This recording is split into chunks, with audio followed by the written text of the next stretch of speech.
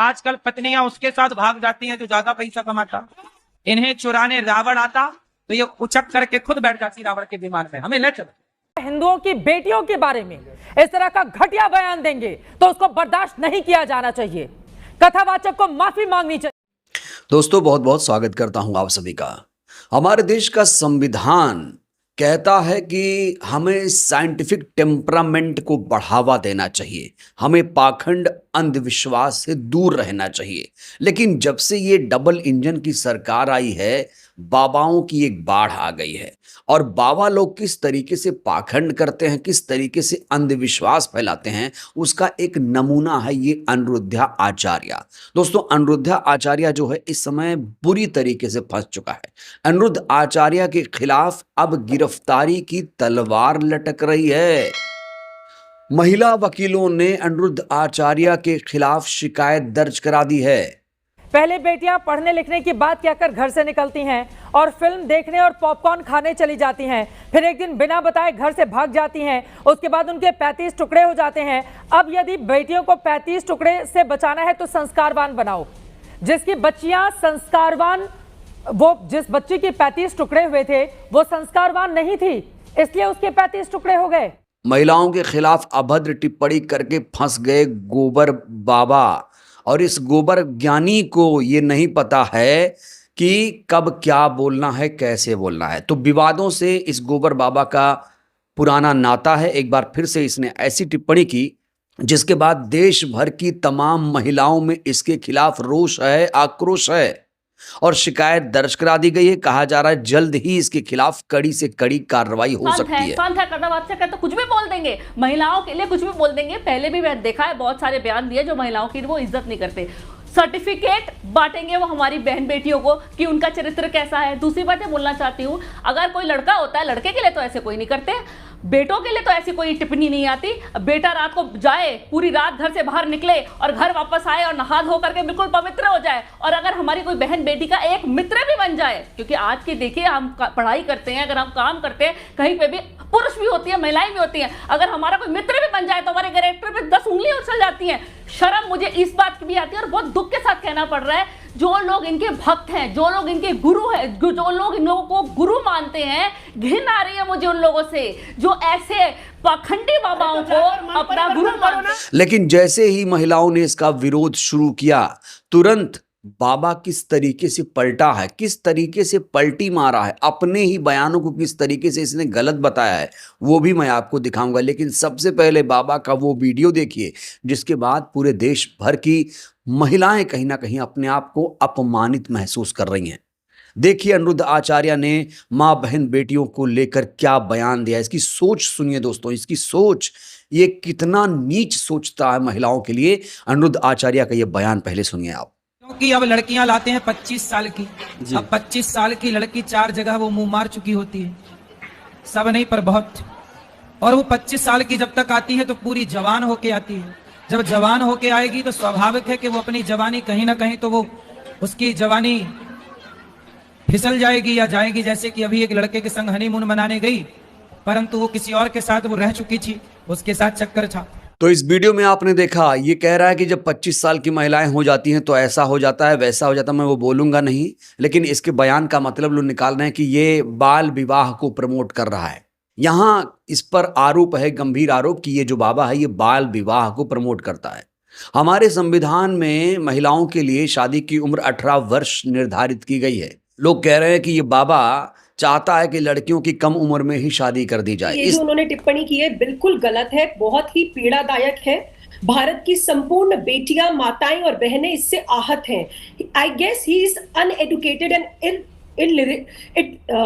whatever he has said, it is irrational and irresponsible। क्योंकि आप देखो जो भी उन्होंने बोला है वो बिल्कुल भी ठीक नहीं है। ये तो बहुत ही गलत भाषा का उन्होंने प्रयोग किया है। चित्रा जी, 14 वर्ष की बच्ची शारीरिक और मानसिक रूप से शादी के लिए और मातृत्व की जिम्मेदारी लेने के लिए भी तैयार नहीं। इतना ही नहीं दोस्तों, ये उन पत्नियों पर भी टिप्पणी करता है जो बाहर काम करना चाहती हैं, जो नौकरी करना चाहती हैं। ये कहता है कि पत्नियों को, लड़कियों को बाहर काम नहीं करना चाहिए। पति कमाए तो पति के पैसों पर ऐश करना चाहिए और पति की सिर्फ सेवा करना चाहिए? महिलाओं को देखिए, महिलाओं के लिए क्या राय रखता है अनिरुद्ध आचार्य। करना है, गुरुजी मेरे घर के काम कर लो। हाँ ये तो ठीक है, लेकिन फिर भी गुरुजी मुझे ये लगता है ना कि हम अपने पैरों पे खड़े हो जाएं। अरे पैरों में खड़ी तो हो, पति के पाँव में खड़ी रहो। ऐसे गुरुजी क्या है ना कि फिर ये बोलेंगे पति कमाएगा। अब जब पति, देखो जहाँ पति नहीं कमाने वाला है वहाँ पत्नियाँ कमाए। जब पति बिजनेसमैन है, ठीक ठाक कमा रहा, तो आपको काहे परेशान होना है? पति निकम्मा हो तो पत्नियाँ काम करें। जब पति कर्म करने वाला है, कमाने वाला, तो पत्नियां केवल पति और बच्चों का ख्याल रख। अनिरुद्ध आचार्य के बयानों से महिलाएं कितना आहत हैं, इस बात का अंदाजा आप इसी से लगा सकते हैं कि टीवी की एंकर चित्रा त्रिपाठी खुद इसका बयान सुन के भड़की हुई है। वो चित्रा त्रिपाठी जिसे गोदी एंकर कहा जाता है, चित्रा त्रिपाठी भी अनिरुद्ध आचार्य के बयानों के खिलाफ है और वो चाहती है कि ऐसे बाबाओं पर बैन लगे। बहुत सारे लोग इसके खिलाफ खुलकर आ गए हैं। चित्रा त्रिपाठी किस तरीके से भड़की हुई ये भी आप सुनिए। अनिरुद्धाचार्य बोल रहे हैं कि अब लड़कियां लाते हैं 25 साल की, अब 25 साल की बच्चियां होती हैं, उनको लेकर ये सड़ी सोच दिखा रही है उनकी। और वास्तव में ऐसे लोगों का ऑडिट होना चाहिए। कुछ भी बोल लेने की इजाजत कथावाचकों को नहीं मिलनी चाहिए। वहीं जो देश के तमाम मनोचिकित्सक हैं वो भी अब इसके खिलाफ उतर आए हैं। लोग कह रहे हैं कि संत महात्मा आचार्य कथावाचक में अंतर होता है।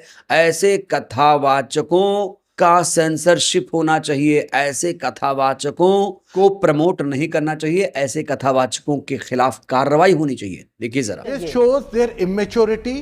इन लोगों में कोई शिक्षा नहीं है, ये जो इनके मन में आए। और मैं एक और चीज़ जो ये लोग बार बार कह रहे हैं, लाखों लोग आते हैं। अरे भाई लाखों लोग आते हैं, एक हर्ड मेंटालिटी होती है, लोग एक दूसरे को देखते हुए आ जाते हैं। अगर आप वहाँ पे हमारे देश के अंदर आप एजुकेशन सिस्टम देखिए, वहाँ पे इतने लोग हैं जो इतने पिछड़े हुए इलाके में क्वालिटी ऑफ एजुकेशन है, वो बेचारे आ जाते हैं और ये भाई साहब ने जो भी बोल दिया तो क्या वो ऑथेंटिक हो जाएगी क्योंकि लोगों ने सुन लिया? ऐसा नहीं होता। ऐसे लोगों के ऊपर इन्होंने बहुत अच्छा किया कि कानूनी कार्रवाई होनी चाहिए, जैसे मैंने कहा ऑडिट होना चाहिए। और आप इनको धर्म देखिए, आपने एक ऐसे लोगों को भगवान मानते हैं जो गांव के छोटे छोटे लोग आते हैं, गरीब घर के, वो भगवान मानने लगते हैं ऐसे लोगों को। और ये उनके मन में कितना जहर बो रहे हैं लड़कियों के खिलाफ, बेटियों के खिलाफ। अंडरस्टैंड दिस, ये संत नहीं है, ये कथावाचक है। संत और कथावाचक में जमीन आसमान का फर्क होता है। और ये जो कथावाचक है ये सेल्फ प्रोक्लेम्ड कथावाचक होते हैं जो थोड़ा बहुत पढ़े होते हैं कहीं पे। ये इनकी मानसिकता दिखाता है कि इनकी कितनी विजन टनल है, इनकी सोच कितनी छोटी है।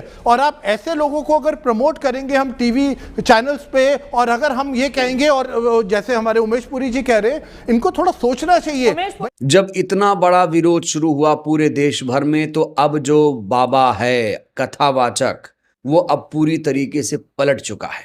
जो कुछ बयान बाबा ने कैमरे के सामने दिया, अब उसी बयान को बाबा झूठा बता रहा है। ये कथावाचक, ये फर्जी गोबर बाबा कह रहा है कि वो बयान हमारा नहीं है, वो तो एआई से क्रिएट किया गया है। देखिए बेशर्मी की भी दोस्तों सीमा होती है। अपने ही बयानों से ये लोग पलट रहे हैं, अब एआई का सहारा लिया जा रहा है। कुछ बहनें नाराज हैं इस बात के लिए क्योंकि उन लोगों ने आधी एक वीडियो सुनी, जिस वीडियो में कहा गया कि आजकल 25 साल की लड़की, देखो बात क्या कही जाती है कि कुछ लड़कियां कैसी होती हैं, कुछ लड़कियां ऐसी होती हैं जो लिव इन में रह करके 4 जगह मुंह मार करके, और वो किसी के भी घर की बहू बन के जाएंगी, तो आप ही बताइए क्या वो रिश्ते को निभा पाएंगी?